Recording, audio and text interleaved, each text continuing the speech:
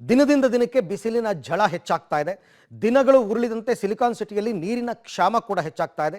ನೀರಿಗಾಗಿ ಜನ ಬೀದಿ ಬೀದಿ ಅಲೆಯುವಂತಹ ಸ್ಥಿತಿ ಈಗಾಗಲೇ ಬೆಂಗಳೂರಿನಲ್ಲಿ ಬಂದು ಹೋಗಿದೆ. ಆದರೆ ಇದನ್ನೇ ಬಂಡವಾಳ ಮಾಡಿಕೊಂಡಿರತಕ್ಕಂಥ ಬಿಬಿಎಂಪಿಯ ಆರ್ಒ ನಿರ್ವಾಹಕರು ಹಣ ಮಾಡುವ ದಂಧೆಗೆ ಇಳಿದುಬಿಟ್ಟಿದ್ದಾರೆ. ಹೆಂಗೆ ಅಂತ ತೋರಿಸ್ತೀವಿ ನೋಡಿ. ಸಿಲಿಕಾನ್ ಸಿಟಿಯಲ್ಲಿ ಹೆಚ್ಚಾಯಿತು ಜಲಕ್ಷಾಮ. ಶುದ್ಧ ನೀರಿನ ಘಟಕದಲ್ಲಿ 10 ರೂಪಾಯಿ ಹೆಚ್ಚಳ. ಆರ್ಒ ಪ್ಲಾಂಟ್ಗಳಲ್ಲಿ ಜನರಿಂದ ಸುಲಿಗೆ.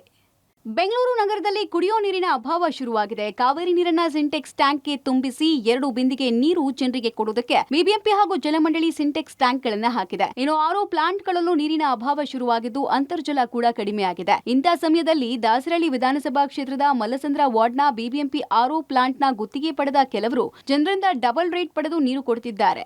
ಎಸ್, ಮಲ್ಲಸಂದ್ರ ವಾರ್ಡ್ನ ರಂಗಮಂದಿರದ ಪಕ್ಕದ ಈ ಆರ್ಒ ಪ್ಲಾಂಟ್ನವರು ಜನರಿಂದ 1 ಕ್ಯಾನ್ಗೆ 10 ರೂಪಾಯಿ ಪಡಿತಾ ಇದ್ದಾರೆ. ಸರ್ಕಾರ ನಿಗದಿ ಮಾಡಿರೋದು 5 ರೂಪಾಯಿ ಮಾತ್ರ. ನೀವ್ ಹೇಗೆ 10 ರೂಪಾಯಿ ತಗೋತೀರಾ? ಸರ್ಕಾರದ ಆದೇಶ ಇದೆಯಾ ಅಂದ್ರೆ ನಾವೇನು ಈ ದುಡ್ಡಲ್ಲಿ ಬಂಗ್ಲೆ ಕಟ್ಟಲ್ಲ ಅಂತ ದರ್ಪದ ಉತ್ತರ ಕೊಡ್ತಾರೆ ನೋಡಿ.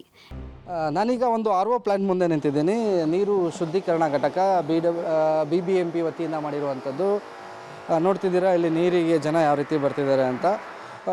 ಒಂದು ಕಾಯಿನಲ್ಲೂ ಹಾಕಿ ತೊಗೋಬೋದು, ಮತ್ತು ಇಲ್ಲಿ ಈ ರೀತಿಯೂ ಮಾಡ್ತಿದ್ದಾರೆ. ಸರ್, ಒಂದು ಕ್ಯಾನ್ಗೆ ಎಷ್ಟು ಕೊಟ್ರಿ ಸರ್? 10 ರೂಪಾಯಿ. ಯಾವಾಗಿಂದ ಸರ್ 10 ರೂಪಾಯಿ ಆಗಿರೋದು? ಅದು ಸುಮ್ಮನೆ 3-4 ತಿಂಗಳಾಯ್ತು. ಮೇಡಮ್, ಯಾವಾಗ ಜಾಸ್ತಿ ಮಾಡಿದ್ರಿ 10 ರೂಪಾಯಿ? ವರಮಹಾಲಕ್ಷ್ಮಿ ಹಬ್ಬದ ಆದಮೇಲೆ. ಯಾರು ಹಿಡಿತು ಮೇಡಮ್ ಜಾಸ್ತಿ ಮಾಡೋದಕ್ಕೆ? ನಮಗೆ ಗೊತ್ತಿಲ್ಲ ಸರ್, ನಮ್ಮ ಮನೆಯವರು ಇದು ಮಾಡಿರೋದು. ಬಟ್ ಬಿಬಿಎಂಪಿ ರೂಲ್ಸ್ ಪ್ರಕಾರ 5 ರೂಪಾಯಿ ಕಾಯಿನೆ ಇಲ್ಲ. ಬಿಬಿಎಂಪಿ ರೂಲ್ಸ್ ಅಲ್ಲಿರೋದು 5 ರೂಪಾಯಿ ಕಾಯಿನೆ ಅಂತಾನೆ. 10 ರೂಪಾಯಿ ತಗೊಳ್ಳಿ ಅಂತ ಎಲ್ಲೂ ಹೇಳಿಲ್ಲ. ಎಷ್ಟು ದುಡ್ಡು ಮಾಡ್ಕೋತಿದ್ದೀರಾ ಮೇಡಮ್ ಹಿಂಗೆ ಸರ್ಕಾರ ದುಡ್ಡನ್ನ?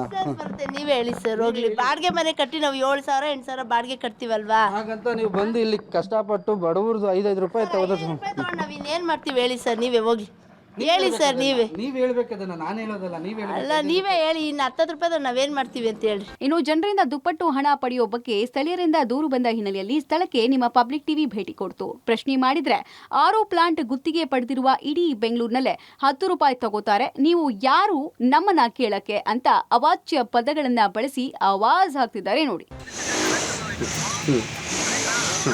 ಬಂದು ತೋರಿಸಿ ಅಂದ್ರೆ ನೀವು ಸರ್, ನಿಮಗೆ 10 ರೂಪಾಯಿ ಮಾಡ್ಕೊಳ್ಳಿ. 1 ನಿಮಿಷ ಕೇಳಿಸ್ಕೊಳ್ಳಿ ಸರ್.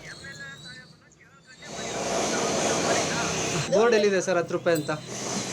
ಮತ್ತೆ ನಿನ್ ಕೆಲಸ, ನೀನ್ ಡ್ಯೂಟಿ ಮಾಡು. ನಾನು ಮಾಡ್ಕೊತೀನಿ. ನೀನ್ ಡ್ಯೂಟಿ ನೀನ್ ಮಾಡ್ರೆ ನೀನೇ ಮತ್ತೆ ನನ್ ಕೇಳಕ್ಕೆ ತಗೊಂಬಿಟ್ಟೆ ಕಿತ್ಕೊಂತಿಯಲ್ಲ.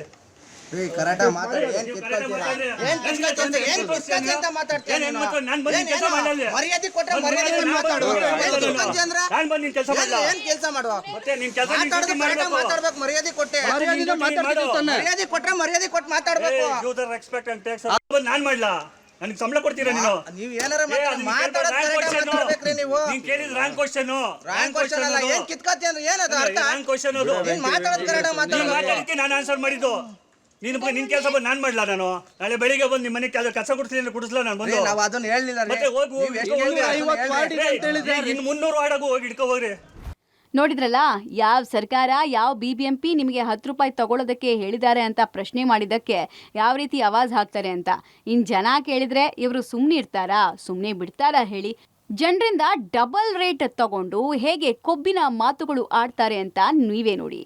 ಇನ್ನು ಈ ವಿಚಾರವನ್ನ ಸ್ಥಳೀಯ ಶಾಸಕರ ಗಮನಕ್ಕೂ ಪಬ್ಲಿಕ್ ಟಿವಿ ತಂದಿದ್ದು ಸೂಕ್ತ ಕ್ರಮ ತೆಗೆದುಕೊಳ್ಳುವುದಾಗಿ ಹೇಳಿದ್ದಾರೆ. ಬಿಬಿಎಂಪಿ ಕೂಡ ಆರ್ಒ ಪ್ಲಾಂಟ್ ಕಡೆ ಗಮನ ವಹಿಸಲೇಬೇಕು. ಜನರಿಗೆ ಮೊದಲೇ ನೀರ್ ಸರಿಯಾಗಿ ಸಿಗ್ತಾ ಇಲ್ಲ, ನೀರನ್ನು ಬೇಕಾಬಿಟ್ಟಿ ಯೂಸ್ ಮಾಡಿದ್ರೆ ದಂಡ ಹಾಕ್ತೀವಿ ಅಂತ ಜನರಿಗೆ ಎಚ್ಚರಿಕೆ ನೀಡ್ತಾ ಇರುವ ಸರ್ಕಾರ ಆರ್ಒ ಪ್ಲಾಂಟ್ನವರು ಜನರಿಂದ ಡಬಲ್ ಹಣ ಪಡೆಯೋದ್ರ ಬಗ್ಗೆ ಮಾತ್ರ ಇನ್ನು ಯಾವಾಗ ಸೂಕ್ತ ಕ್ರಮ ಕೈಗೊಳ್ಳೋದು ಅನ್ನೋದು ಪ್ರಶ್ನೆಯಾಗಿದೆ. Maruti, public TV, Bengaluru.